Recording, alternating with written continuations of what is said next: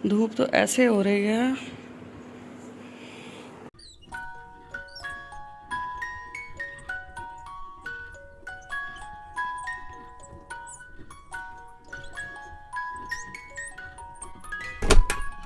अस्सलाम वालेकुम my YouTube family, सब कैसे? उम्मीद है कि सब ठीक ठाक होंगे और बहुत खुश होंगे।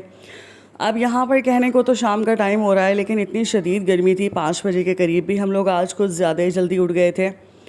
और जल्दी किस लिए उठे थे कि हस्बैंड की कॉल आ गई थी कि आज जो है ईद की शॉपिंग वगैरह कर लो, क्योंकि आगे फिर रश भी बहुत ज़्यादा हो जाएगा। फिर मर्द जो है वो कुर्बानी का जानवर वगैरह लेने के लिए मसरूफ़ हो जाते हैं और अब टाइम भी बहुत कम रह गया है, तो मैंने कहा चलो ठीक है। फिर खैर फिर हम लोगों ने आज खाना तो बनाना नहीं था मैंने शाम वाला, क्योंकि ज़ाहिर है भाई शॉपिंग पे जाना था तो खाना तो फिर ज़ाहिर सी बात है बाहर ही खाना था। तो मैंने कहा चलो फिर हल्के से स्नैक्स वगैरह कुछ बना देती हूँ बच्चों को। यहाँ पे फिर मैंने ना 2-3 आलू ही रखे हुए थे, ग्रॉसरी भी ख़त्म हुई थी ऑलमोस्ट, तो मुझे यही मिले थे। तो मैंने कहा चलो आलू की पकौड़ियाँ बना लेती हूँ।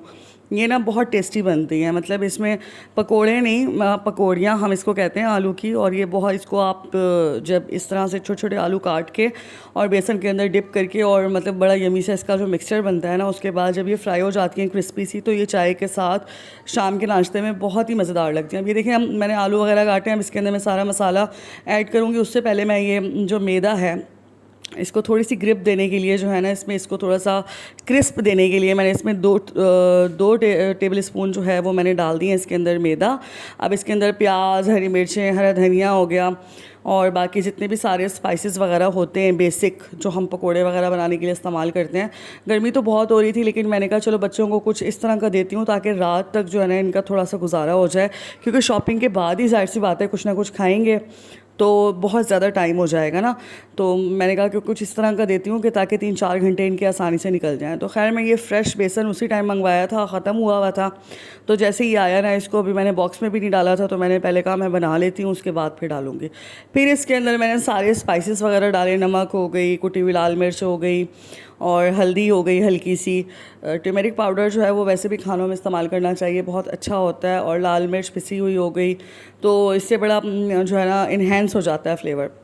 और वैसे मैंने जो है ना मसाले हल्के ही रखे थे, क्योंकि बच्चों ने खाना था ज़ाहिर है शाम की चाय के साथ, तो मुझे ये था कि ये खा लें, फिर मिर्चें वगैरह अगर ज़्यादा होंगी तो फिर ये नहीं खाएंगे।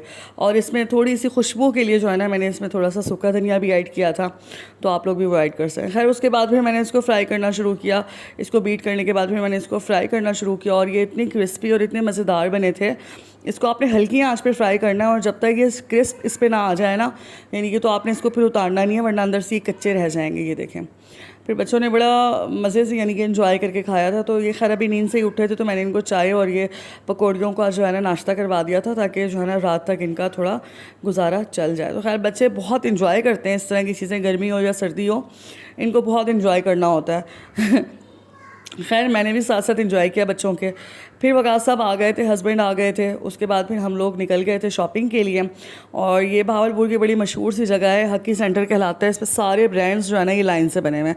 अच्छा, मुझे ये बात बहुत अच्छी लगती है भावलपुर की कि बड़ी ही जल्दी यानी कि हम लोग हर जगह पे पहुंच जाते हैं। जब मैं कराची में थी तो वहाँ पर यही एक मसला था कि यार ट्रैफिक बहुत ज़्यादा होता था, और ना एक जगह से दूसरी जगह जाने के लिए भी आपको 1.5 से 2 घंटे रखने ही होते हैं ट्रैवल के लिए।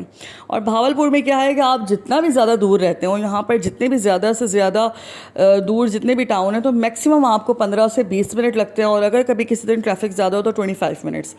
खैर फिर मैं सीधा अलकरम पे आई थी, क्योंकि मुझे जो है बच्चियों के लेने थे लॉन के कुछ ड्रेसेस।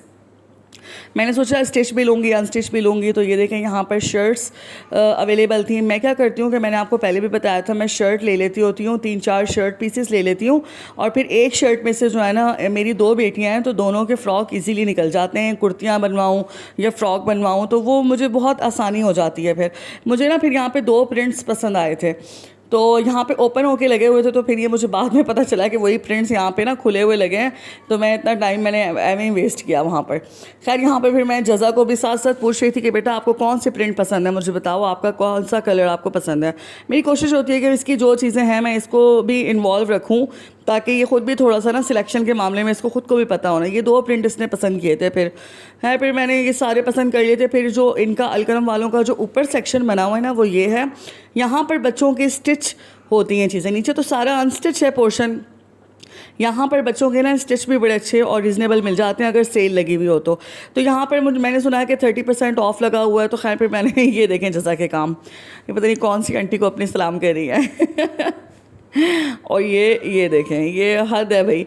है मुझे यहाँ पे भी 2 शर्ट्स पसंद आ गई थी और फिर वो मैंने ले ली। और मेरा ये होता है कि मैं जो एक के लिए लेती हूँ वही मैं दूसरी के लिए भी लेती हूँ ना, मैं कलर चेंज करती हूँ। अक्सर लोग मुझसे कहते हैं कि यार आप कलर तो कम से कम चेंज ले लिया करें, तो मैं कलर भी चेंज नहीं लेती। उसकी वजह ये है कि मैं जो है मतलब मैं चाहती हूँ कि दोनों बच्चियाँ को पता हो, दोनों बेटियों को, कि भाई हमारी एक ही जैसी चीज़ लेती है, हमारी मम्मा बिल्कुल भी डिफरेंस हमें नहीं करती। और मेरे हस्बैंड की भी यही ख्वाहिश होती है। तो खैर ये देखें, ये 2 शर्ट के मुझे प्रिंट्स पसंद आए थे अनस्टिच में, और 2 ही मुझे जो है ना स्टिच में पसंद आए थे। बड़ा खूबसूरत सा कलर था। तो खैर फिर मेरा जो टोटल बिल था वो बड़ा रीज़नेबल बन गया था। तो मुझे ये था कि मैं अपना भी ड्रेस ले लूँ, लेकिन आज जो है मेरे हस्बैंड की तबीयत बहुत ज़्यादा ख़राब थी, उनको फ़ीवर था, तो फिर मुझे जल्दी जाना था।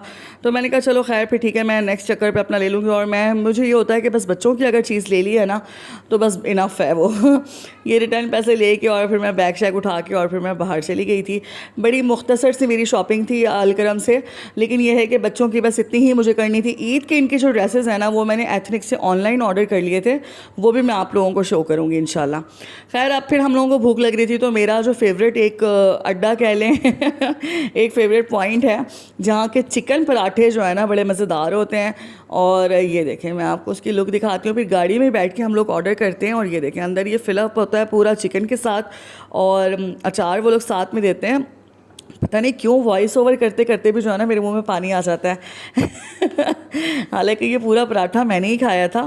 खैर फिर उसके बाद जो एथनिक से ड्रेसेस मैंने लिए ना, उसके बाद फिर मैंने सोचा कि वो कुछ बीच से कलर के हैं और उसके ऊपर ना शॉकिंग पिंक सी एम्ब्रॉयडरी हुई हुई है। तो मैंने कहा चलें लाइट सा कलर मैं कोई ले लेती हूँ बच्चों का, लेकिन जज़ा का साइज़ ही नहीं मिल रहा था। मतलब मुझे लगा कि इसका कोई शूज़ इस कलर में मिल ही नहीं रहा था। मुझे ये था कि मैं ना कुछ इसका हट के लूँगी इस दफ़ा। ये सैंडल्स और ये जो फैंसी वगैरह हैं ये तो मैं पिछली छोटी ईद पे मैं ले चुकी थी इसके। तो मुझे इस दफ़ा था कि उसके बाद अब मैं सर्विस आई तो सर्विस में भी इसका कोई साइज़ नहीं था। तो ना यहाँ पे बस भावलपुर में एक ये बड़ा मसला है कि ना बच्चों के शूज़ की वैरायटी बड़ी कम होती है। तो अक्सर मैंने आप लोगों को बताया था कि मैं ऑनलाइन ले लेती होती हूँ।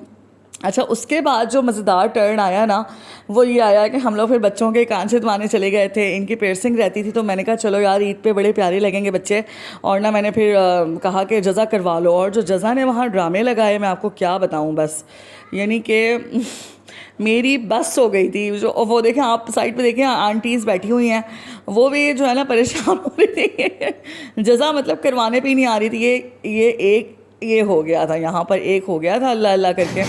और ये अच्छा आप इसके मुकाबले में ये देखिए छोटी वाली जो मेरी बेटी है ना ये बड़े मज़े से करवाती है। ये देखिएगा आप इसको, ये इतने शौक से इसने दोनों करवाए थे कि इतना खुश हो रही थी ये। और ये जो है ना अंकल ने मतलब ये जो शॉपकीपर वहाँ खड़े हुए थे उन्होंने शिफ़ा के किए। तो शिफ़ा तो बड़े शौक से कह रही थी मामा मेरा एक हो गया, मेरा जल्दी जल्दी दूसरा भी करवा देंगे। देखें ज़रा नहीं रोई वो, ज़रा उसको कुछ भी नहीं हुआ और बड़ी खुशी खुशी उसने करवाया, और ये अब उसका दूसरा भी हो रहा है। लेकिन जज़ा ने जो तमाशे लगाया हमारे साथ, बस मैं आपको क्या बताऊँ बड़े यानी कि जो है ना अंकल भी परेशान हो गए थे कि अब इसको किस तरह हैंडल किया जाए। फिर आखिरकार गाड़ी से वकास साहब को बुलवाया, उन्होंने फिर हाथ पकड़ा, उसको लिटाया, जो कुछ भी किया। आखिर जज़ा ने जो है ना काम अपना ख़राब कर ही दिया था। अब इसकी जो पियर्सिंग हो भी गई थी ना अगर, तो ना वो घर आते आते ना वो उतर गया था और कान इसका सुबह तक बंद हो गया था। वो मैंने कहा मैं किसी टाइम जाके करवाऊंगी, और जो है ना टाइम निकाल के अब मैं दोबारा जाऊंगी शॉपिंग पर। तो फिर उसका एक कान अब छिदा हुआ है, एक कान बंद है। तो खैर अब ये छोटा सा मेरा मुख्तसर सा व्लॉग था जिसमें मैंने आपको शॉपिंग भी दिखाई, खाना पीना भी दिखाया। लाइक कर दीजिएगा, कमेंट कर दीजिएगा, और अगर चैनल पर आप लोग अभी फ़र्स्ट टाइम मेरी वीडियो देख रहे हैं तो काइंडली प्लीज़ सब्सक्राइब भी कर दीजिएगा, क्योंकि बहुत मेहनत लगती है एडिटिंग में और सारी चीज़ों में। तो मेरी कोशिश होती है कि हर चीज़ आप लोगों के साथ शेयर की जाए। चलिए जी ठीक है, मिलते हैं next time. Till then take care, अल्लाह हाफ़िज़।